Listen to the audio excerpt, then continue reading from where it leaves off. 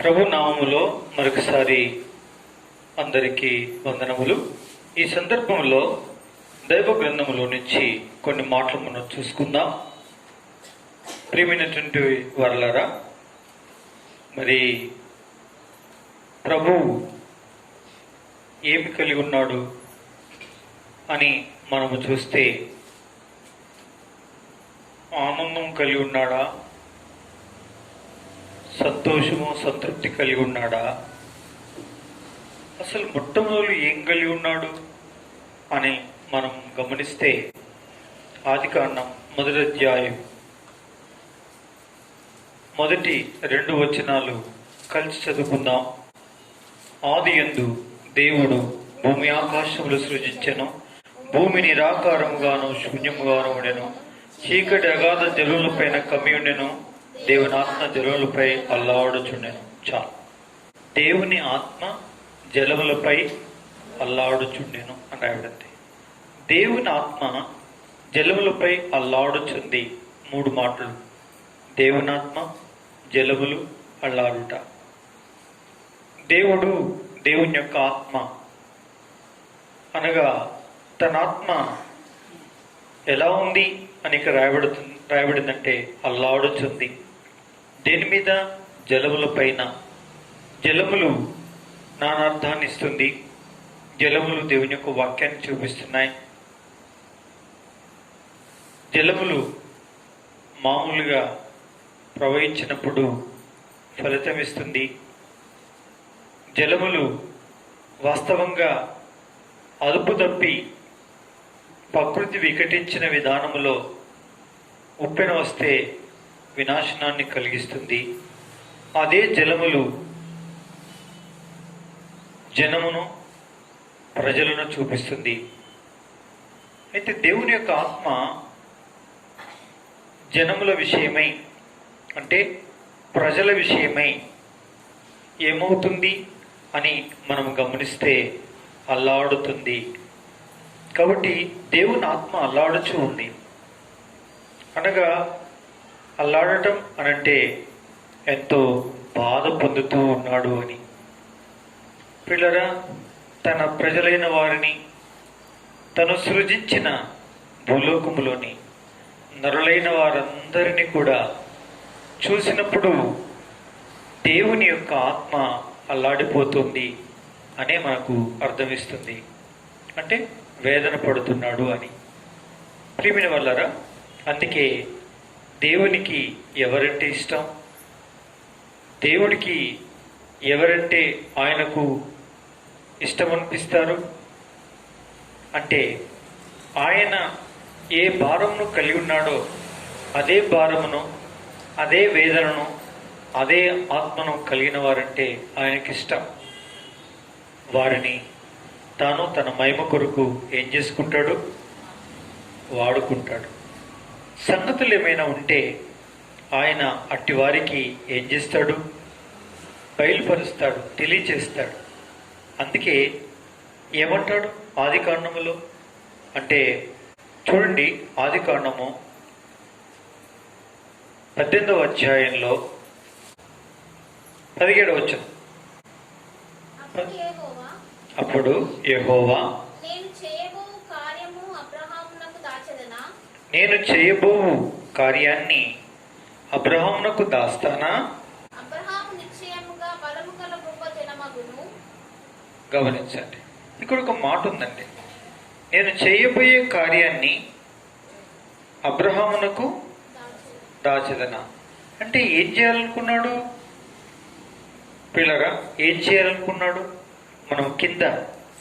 మనము చదివినట్లయితే 20వ వచనంలో, మరియు యెహోవా సొదొమ గొమొర్రాలను గూర్చిన మరో గొప్పది కనుక వాటి పాపం బహుభారమైనది కనుక నేను దిగిపోయి నా యొద్దకు వచ్చిన అమర చొప్పున వారు సంపూర్ణంగా చేసిరో లేదో చూచిదను చేయాలని నేను తెలుసుకుందును. ఆ మనుషులు అక్కడ నుండి తిరిగి సొదొమ వైపుకు వెళ్ళేది. అబ్రాహాము ఇంకా యెహోవా సన్నిధిని నిల్చున్నాడు. నిల్చుండి బ్రతిమలాడ మొదలుపెట్టాడు. అయ్యా, ఓ 50 మంది నీతిమంతులుంటే ఆ పట్టణాన్ని కాపాడవా? ఓకే, పర్వాలేదు, తెగించి మాట్లాడుతున్నాను, ఏమనుకోవద్దు. ఓ 5 మంది తక్కువయ్యారనుకోండి, ఏమంటారు? ఏం పర్వాలేదు. ఓ 10 మంది తక్కువయ్యారనుకోండి, ఏమంటారు? పర్వాలేదు. ఇంకో 10 మంది తక్కువయ్యారనుకోండి, ఏం పర్వాలేదు. అట్లా అట్లా అట్లా అట్లా అట్లా దిక్కుంటూ వచ్చాడు. కానీ ఆయన అడిగినట్టు చివరికి ఆ 10 మంది అయినా అక్కడ లేరు. దానితో అబ్రహాము బ్రతిమిలాడి ఊరుకున్నాడు. అంటే ఏం చెప్పాడు? తాను చేయబోయే కార్యం అంటే సొదొమ గొమొర్రాలను వినాశనం చేసే కార్యాన్ని అబ్రహామునకు దాచకుండా చెప్పకుండా నేనుంటానా? అబ్రహమా, నువ్వు నాకు స్నేహితుడు, నీకు చెప్పకుండా నేనుంటానా? పరమందు దూతలకు చెప్పినట్టు, తెలియపరిచినట్టు వారికి కూడా మరుగైన సంగతుల్ని నా స్నేహితుడైన నీకు చెప్పకుండా ఉంటానా అని అంటాడు. పిల్లరా, అంటే అబ్రహాం ఎవరండి? దేవుని యొక్క ఆవేదనను అర్థం చేసుకున్నవాడు అని అర్థం. నా పిల్లరా, భూలోకంలో ఆయన అల్లాడుచున్న ఆత్మ ఎందు నిమిత్తం అల్లాడుతుందో అని తెలుసుకోగోరే ఎవరిని ఆయన వదిలిపెట్టాడు. అట్టి వారితో ఆయన చేయబోయే సంగతుల్ని ఏం చేస్తాడు? బయలుపరుస్తాడు, తెలియచేస్తాడు. పిల్లరా, ఎప్పుడు కూడా ఆయన ఎట్టి పరిస్థితుల్లో కూడా ఆయన వదిలిపెట్టాడు అంటే చెప్తాడు అని దాని అర్థం. కాబట్టి పిల్లరా, దేవుని యొక్క వాక్య ప్రకారంగా దేవుని ప్రజలైనటువంటి వారిగా మనం గమనించినట్లయితే ఆయన ఆవేదనను అర్థం చేసుకొని అదే వేదనను కలిగినటువంటి వారిని ఆయన తన వేదనను తెలియచేయకుండా ఉండడు. అంతేకాకుండా వారిని హెచ్చించి తన నామ మహిమ కొరకు వాడుకుంటూ ఉంటాడు. మనకిక్కడ ఆ వినాశనము చేయబోయేదానికి దేవుడు ఎంత తడబడాయించి ఆలోచిస్తున్నాడో అనే విషయాన్ని గురించి అబ్రహాము ఎరిగి అదే వేదన కలిగి బ్రతిమిలాడి మొరపెడుతున్నాడు సొదొమ గొమొర్రా గురించి. అందుకే అబ్రహాము సన్నిహితుడు, అబ్రహాము దేవునాత్మ కలవాడు, అది అల్లాడుచున్న ఆత్మ కలిగినటువంటి వాడని మనకు అర్థమిస్తుంది. కాబట్టి తనని భూలోకములో జనులందరికంటే కూడా ఏం చేశాడు? దేవుడు గొప్పవానిగా చేశాడు. చూడండి దేవుని వాక్యంలో రోమీలకు రాసిన పత్రిక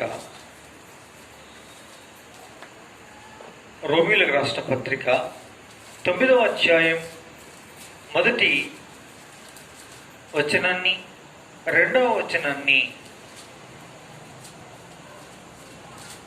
3వ వచనం కూడా దయచేసి ఒకరు చదవండి. 1, 2, 3 వచనాలు. బహు దుఃఖమును నా హృదయములో మానని వేదనయు కలవు. క్రీస్తునందు నిజమే చెప్పుచున్నాను, అబద్ధమాడుటలేదు. పరిశుద్ధాత్మయందు నా మనస్సాక్షి నాతో కూడా సాక్ష్యమిచ్చుచున్నది.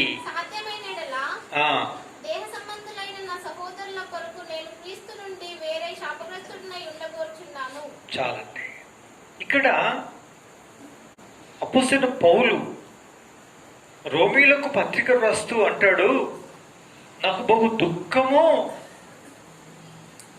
దుఃఖమును నా హృదయంలో మానని వేదనయు కలవు. క్రీస్తునందు నిజమే చెప్పుచున్నాను, అబద్ధమాడుట లేదు నేను అంటాడు. ఏమిటి వల్లరా? అపోస్తలుడైన పౌలు ఇక్కడ ఏం కలిగి ఉన్నాడు?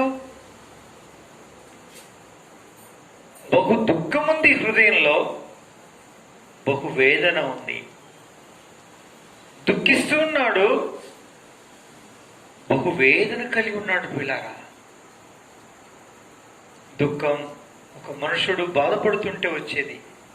వేదన అనేటువంటిది అది మానకుండా, ఎప్పుడు విడవకుండా, కట్టెకు పురుగు తగిలి తొలుస్తూ ఉన్నట్లు ఎప్పుడు ఆ విషయం హృదయాన్ని తొలుస్తూనే ఉంటుంది పిల్లారా. ఇది మానని వేదన, ఇది మానని వేదన. ఇట్టిది నా హృదయంలో ఉంది. మానని వేదన అంటే దుఃఖం.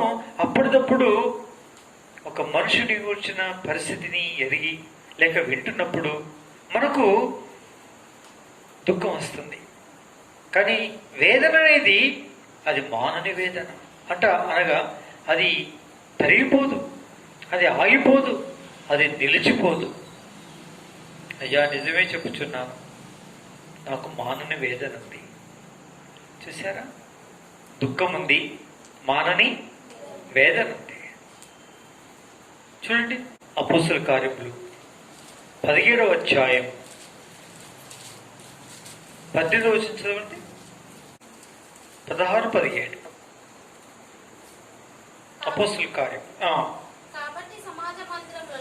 గమనించండి, 16వ వచనం 17వ వచనం. ఉండగా చూచినందున అతడు అతని ఆత్మ యొక్క పరితాపమును పట్టలేకపోయేను అని రాయబడింది. చూశారు, అపోస్తలుడైన పౌలు తన భార్య కొరక, తన పిల్లల కొరక, పెళ్ళే కాలేదు, పిల్లలే లేరు, ఆస్తిపాస్తుల కొరక, తనకొచ్చిన వ్యక్తిగత కుటుంబ సమస్యల కొరక అవేమి లేవు ఆయనకి. వాటి గురించినటువంటి బాధే లేదు. దుఃఖము, మానని వేదన. ఇక్కడ చూస్తే ఆత్మ పరితాపం, పట్టజాలని ఆత్మ పరితాపం, పరితాపకరంగా తన యొక్క ఆత్మ అలా కొట్టుకుంటూ ఉంది. ఇదంతా జలములపై అల్లాడుచున్న దేవుని ఆత్మలో ఉన్న విషయాలు ఇవన్నీ. అవన్నీ ఇప్పుడు అపోస్తలుడైన పౌలు కలిగి ఉంటున్నాడు. పాత నిబంధన గ్రంథంలో సూచనాప్రాయంగా ఒక వ్యక్తినే చూసాము. ఆ వ్యక్తి అబ్రహాముగా చూశాం. ఇప్పుడు అపోస్తలుడైన పౌలు చూస్తున్నాము. ఆ పౌలు యొక్క ఆత్మలో, హృదయంలో ఏమేమున్నాయో చూస్తున్నాం పిల్లారా. ఇదంతా దేని కొరకని ఆలోచిస్తే, తనను గురించి ధ్యానిస్తే మనకు అర్థమవుతుంది. తన స్వార్థం కొరకు, తన స్వయం కొరకు, తన స్వకుటుంబం కొరకు ఏమాత్రం కూడా కాదని, కేవలం నశించిపోయేటువంటి ఏథెన్స్ పట్టణములో ఉన్న ప్రజలైనటువంటి వారి వలె ఉన్న లోకములో ఉన్నటువంటి వారందరి నిమిత్తమై, దేవుని ఎరగనటువంటి జనాంగం విషయమై, దేవుని పేరు పెట్టబడిన వారు కూడా సత్యమును గుర్తించక ఇంకా ద్వేషిస్తూ దూరంగా ఉంటున్నటువంటి వారి విషయమై దుఃఖము, మానని వేదన, పట్టజాలని ఆత్మ పరితాపమును కలిగి ఉండుట అపోస్తలుడైన పౌలు కలిగి ఉన్నాడండి. చూసారా? కాబట్టి ఆయనకి ఎవరిష్టం? దేవుని యొక్క ఆత్మ లక్షణం పిల్లరా, అల్లాడుచుండే ఆత్మ. కాబట్టి అలా ఎవరి ఆత్మల కొరకై అల్లాడుతూ ఉంటుందో వారంటే ఆయనకెంతో ఇష్టం. అందుకే చూడండి, ఆయన గలతీయులకు రాసిన పత్రికలో 4వ అధ్యాయం 19వ వచనంలో ఏమంటాడంటే, నా పిల్లలారా, ఏర్పడి వరకు నాకేం కలుగుతుంది? మరలా ప్రసవ వేదన కలుగుచున్నది. ప్రసవ వేదన ప్రివెంటెంట్ వల్లరా, ఆపరేషన్ లేకుండా ఏ తల్లి అయితే ఒక బిడ్డను కంటుందో ఆ తల్లికి తెలుస్తుంది కాబట్టి ఒక భయంకరమైనటువంటి వేదన, దాని అనేకులు పోర్చారు.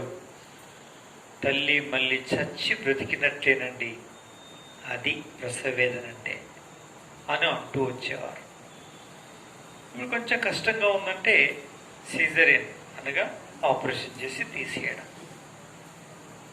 మత్తు ఉంటుంది,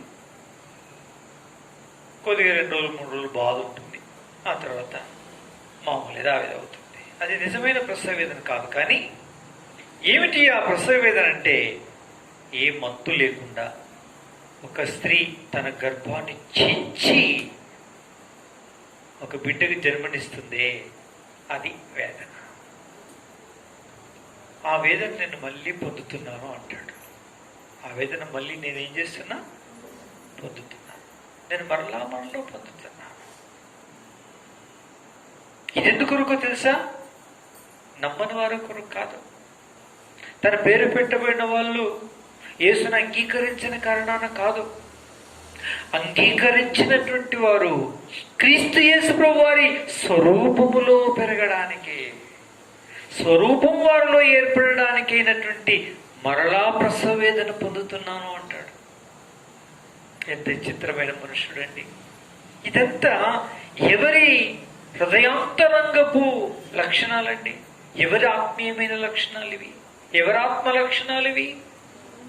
దేవుని యొక్క జలములపై అల్లాడుచున్నటువంటి దేవునాత్మ లక్షణాలు ఇవి.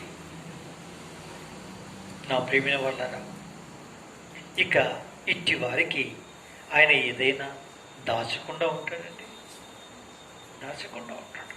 అందుకే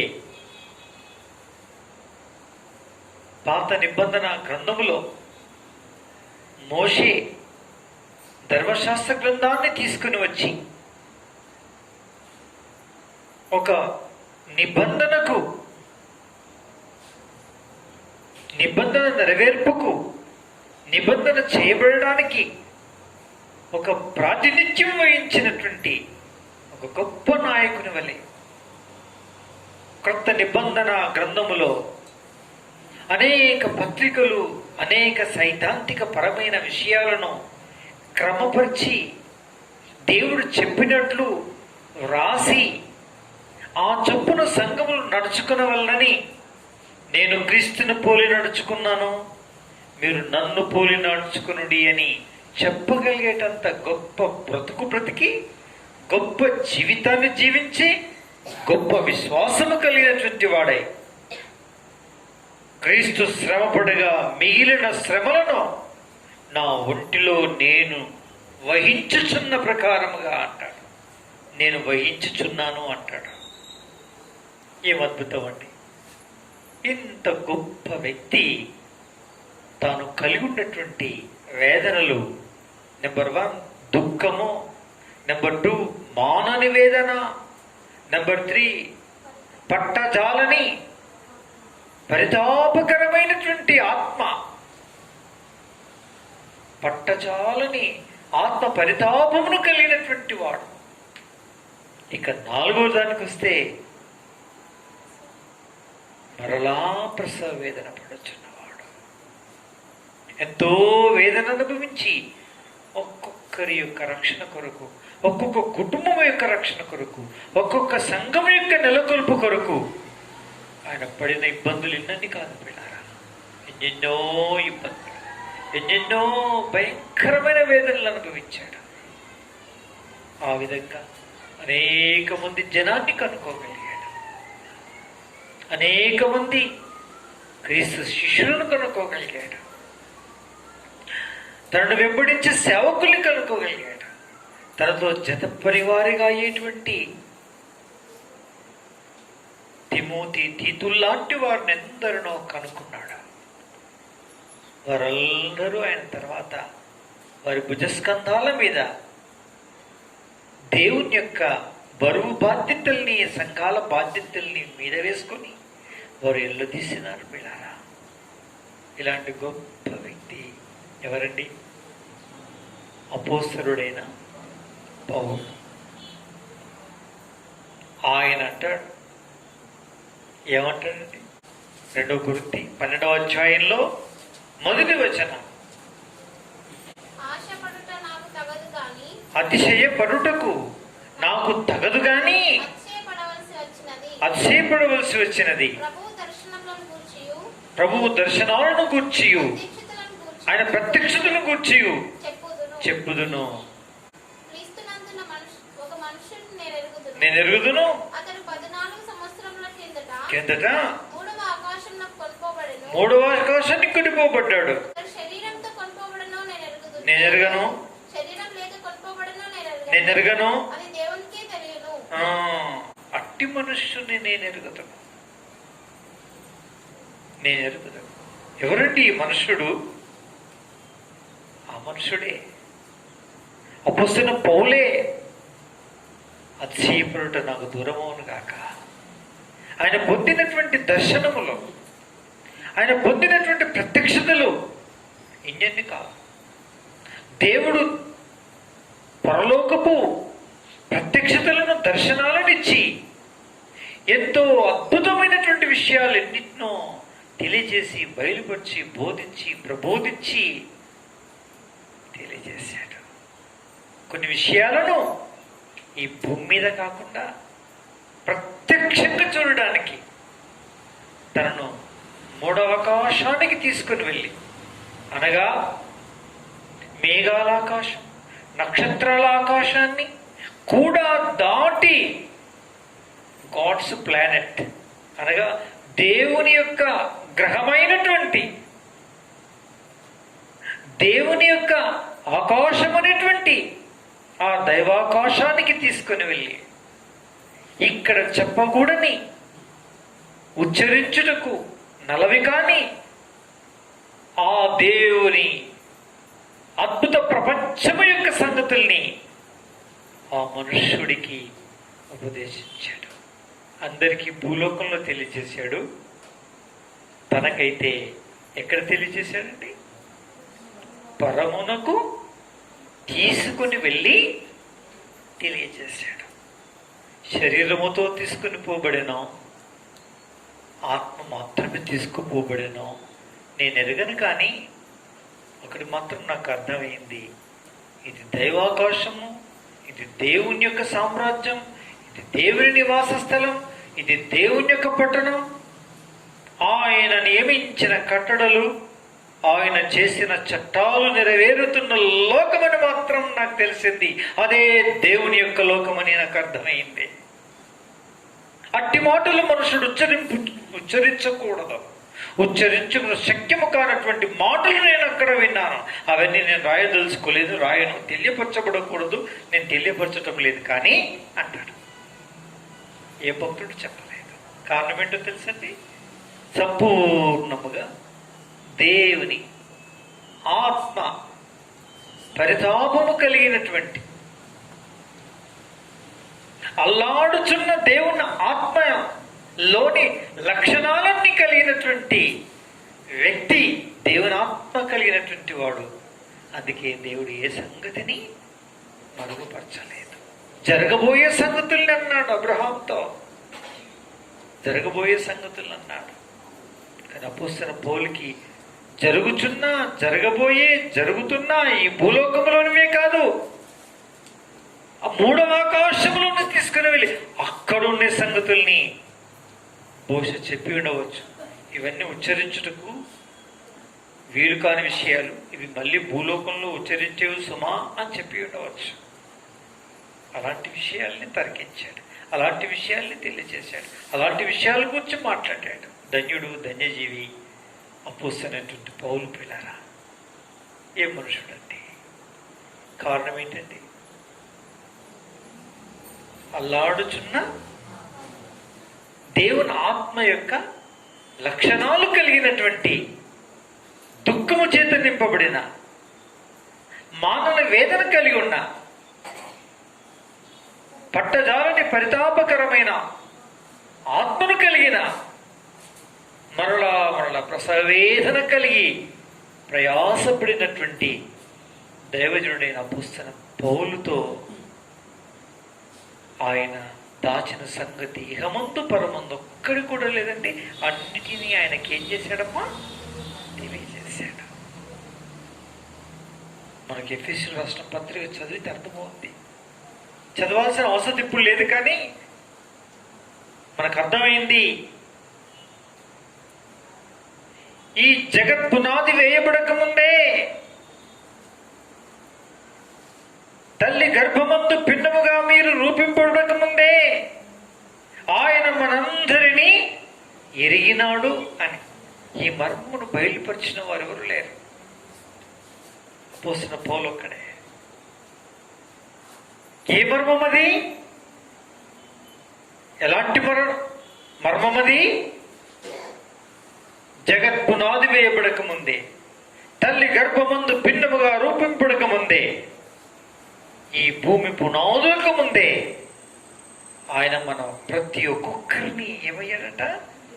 ఎరిగినాడు, నిర్ణయించాడు, ఏర్పాటు చేశాడు, రాసి పెట్టాడు.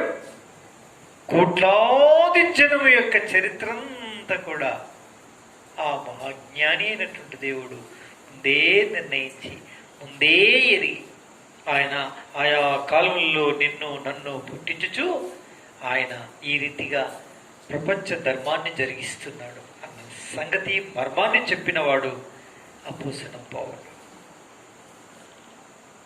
ఇవన్నీ కూడా పరసంబంధమైన మర్మయుతమైన సంగతులు. ఇట్లాంటివి అతి విస్తారమైన దర్శనాలను, ప్రత్యక్షతలను ప్రసాదించి మర్మయుతంగా పత్రికలన్నిటిలో కూడా మరుగు పెట్టి రాసిన మాటల్లో ఉన్నాయి ఈ మర్మములు. ప్రియులారా, అబ్రాహామునకు జరగబోయే సంగతిని దాచిదని అన్నాడు. అపోస్తలుడైన పౌలుకు నీకు దాచంది ఏది కూడా లేదు అన్ని చెప్పేసిన అన్నాడు.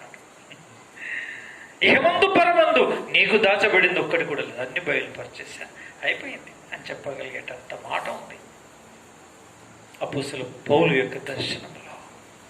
కారణం ఏంటో తెలుసండి?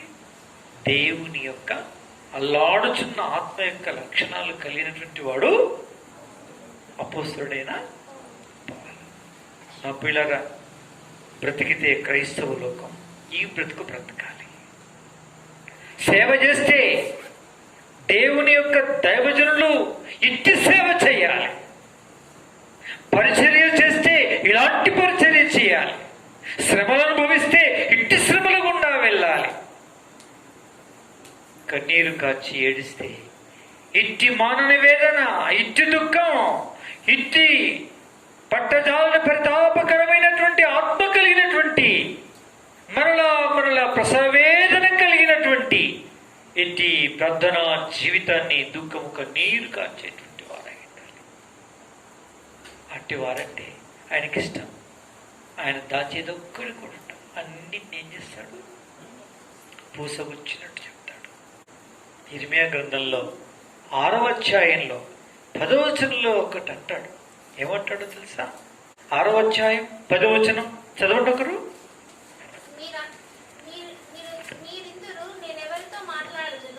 మీరందరూ నేను ఎవరితో మాట్లాడేదను? నేను ఎవరికి సాక్ష్యం ఇచ్చేదను?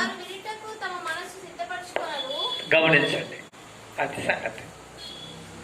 ఆయన వాక్యం అంత సంతోషం లేదు. గదే వాక్యం, గదే మాటలు, గదే బల్ల, గదే ఆరాధన, గదే ఏం మారిందండి అని అంటుంటారు కదా మీరు. అయితే నేను ఎవరితో మాట్లాడాలట్లయితే మనసు సిద్ధం చేసుకోరు.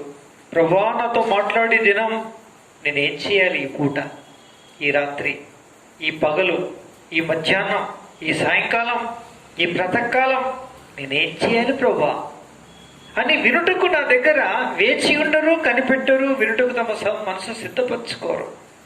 నేను ఎవరితో మాట్లాడాలి మరట్లయితే? ఎవరికి నా ప్రత్యక్షతలు బయలుపరచాలి? ఎవరికి నా దర్శనాన్ని చూపించాలి? అల్లాడుచున్న నా ఆత్మలో ఉన్న ఆ వేదనను ఎవరికి వ్యక్తపరచాలి? ఇట్టి వారు ఎవరైనా ఉన్నారా?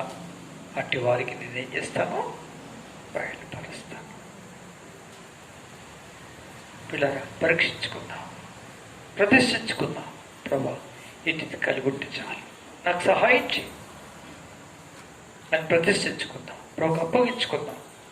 ప్రభా, దుఃఖము చేత మానని వేదన చేత పట్టజాలని ఆత్మ పరితాపము కలిగినటువంటి వ్యక్తినై మరలా ప్రసవేదన పడుచు అనేకులు కనుటకు కన్నవారు నీ స్వరూపములు ఎదుగుటకు ఈ వేదన కలిగి ఉండే వ్యక్తిగా నన్ను సిద్ధపరచుతండి అని ప్రతిష్ఠించుకొని పరీక్షించుకుందాం. ప్రార్థన చేసుకుందాం. కళ్ళు మూసుకోండి. ఇట్టి వాక్యము దేవుడు దీవించి ఆశీర్వదించను గాక.